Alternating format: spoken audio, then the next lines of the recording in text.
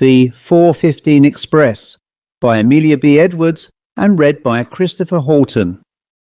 My friend, the late Mr. Jacob Postlethwaite, was a solicitor in the town of Greybridge, in the county of Lancashire. He was a man of kindly nature and of considerable force of character, but of his many good qualities none was more marked than the promptness and precision with which he always performed his professional duties. Whether the business in hand were large or small, complicated or simple, he took it up with the same unflinching diligence and went through it with the same unflagging patience. No pressure of work was ever known to make him neglectful, and no emergency found him unprepared. He was in his habits the most punctual of men, in his office as regular as the clock, and in the discharge of his daily duties methodical as an almanac. One winter's evening it was my fortune to accompany him on a journey from London to Liverpool, where he was going on professional business. The train by which we were to travel left Euston Square at 4:15 precisely, and it being now close upon that hour, we took our seats just as the guard's whistle sounded. We had the carriage to ourselves, and as the train moved off, my friend took from his pocket a bundle of papers tied together with red tape and began to read. Presently, laying them aside, he turned to me with a look of grave satisfaction. "Evans," said he, "I am glad you came down with me today." "Why so?" I asked.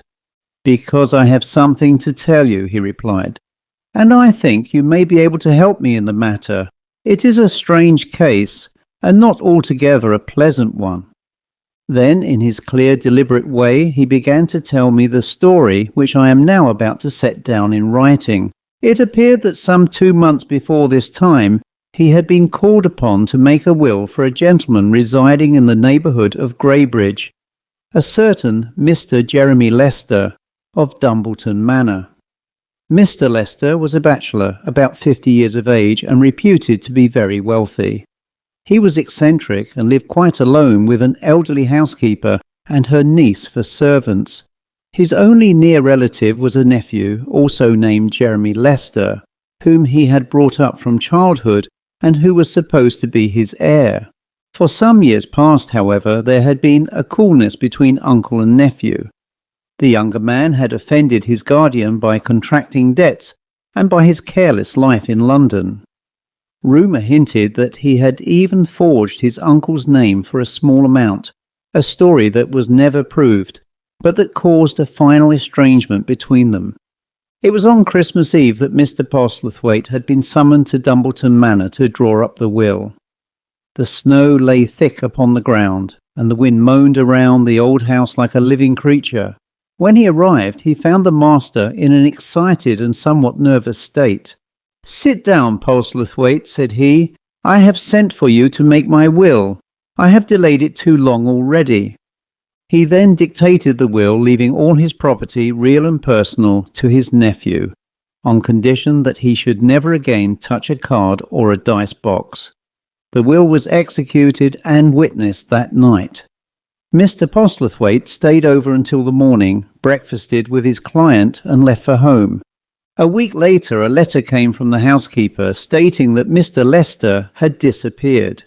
He had been last seen walking towards the stables after dinner on the evening of the 24th, and had not been heard of since. The police searched the grounds and dragged the moat, but without result. It was as if he had vanished into the snow.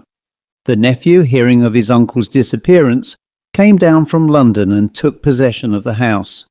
Years passed, and nothing was ever heard of the elder Jeremy Lester.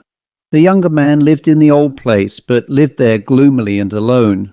Then, about 12 years later, on another Christmas Eve, there came a strange sequel to the mystery.